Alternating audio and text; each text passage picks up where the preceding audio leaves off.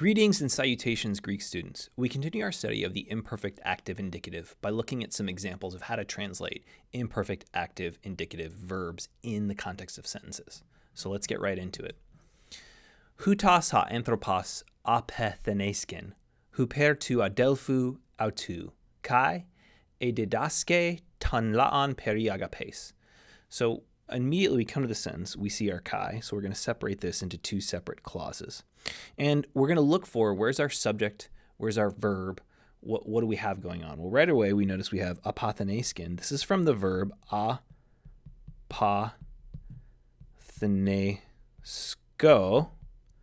I die. So notably, when we see this epsilon right here in apathenesken, and this ending, we know that our imperfect endings are on, s,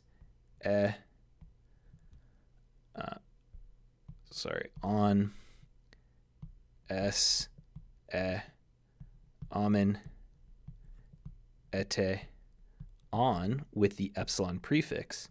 So we have this epsilon showing up right here. So right away, when we see this epsilon, we know we're looking at this point an imperfect. There are other verbs that epsilon prefix, but for now, it's going to be an imperfect verb. So this is an imperfect active indicative from our verb apathenesko. He, she, it was dying. So now we want to find, well, what's our subject? Well, look, we have this nominative, masculine, singular string of demonstrative pronoun, definite article, noun. So this is our subject.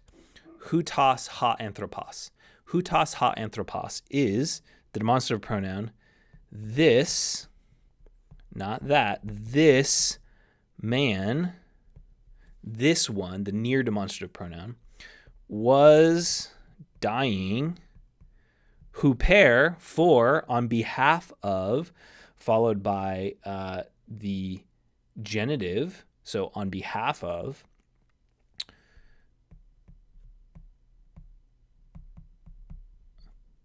to adelphou, the brother, autou, of him, so genitive phrase, on behalf of the brother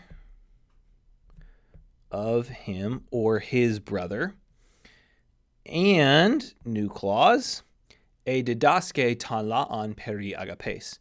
Now, notably, when we see this epsilon prefix, what light should be going off in our brain? Epsilon prefix means I'm talking about an imperfect. So, e didaske, he was teaching. What was he teaching? Or who was he teaching? Ton laan, the people. Notice the definite article, accusative, singular, masculine, from the noun laos, people.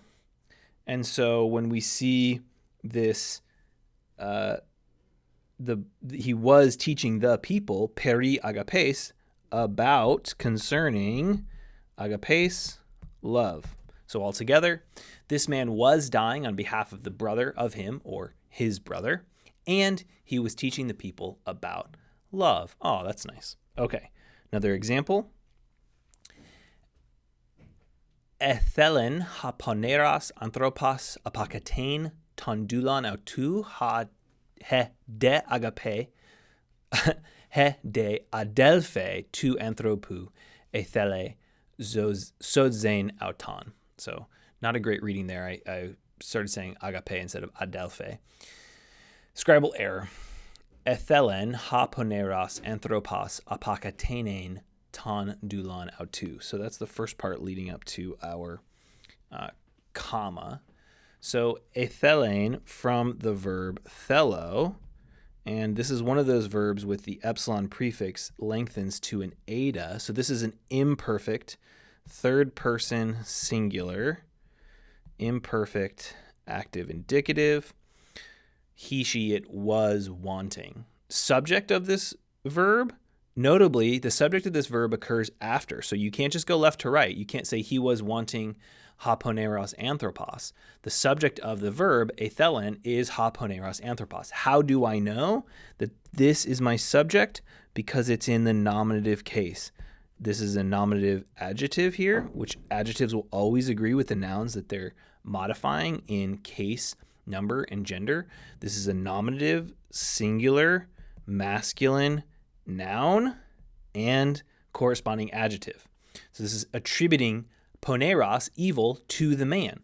So we would translate this: the evil man was wanting, and remember, just like we saw with thelo in the present active indicative, this is one of those verbs that likes a complement. It likes another verb to come alongside it, to complete it.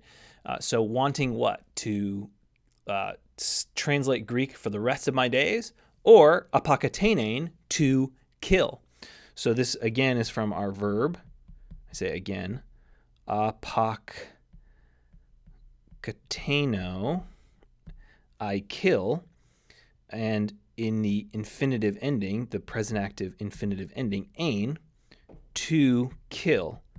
To kill whom? Tondulon autu, the slave of him, or you could translate that, his slave, comma, postpositive preposition de, meaning it's not the first position, it's in second position, but we translate it first.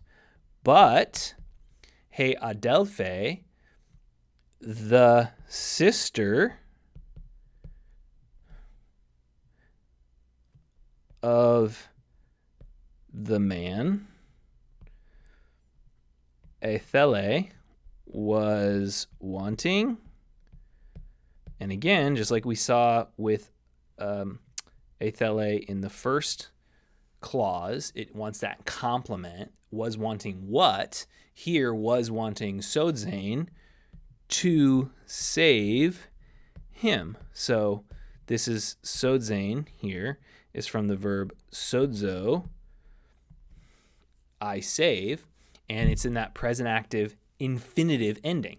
So we see the present active infinitive apakatenein and the present active infinitive sodzane, to kill, to save. But when they're working with that complementary imperfect, we get this video clip. We see the man wanting, not just at some point, but sort of in process, attempting to kill the slave, and at the same time, the sister of the man in process of wanting to save the man. And so there is this, we're not just sort of seeing a snapshot of it, we're seeing the video clip of this give and take between the brothers and sisters. These are a couple of examples of imperfect verbs in made-up sentences, made-up Greek sentences, but at least they give us a sense of how we translate these imperfect verbs as we add, okay, we've got adjectives, we've got pronouns, we've got all, present active infinitives, imperfects. The sentences are becoming more complex, but it's about fitting those pieces together to understand what's going on in the text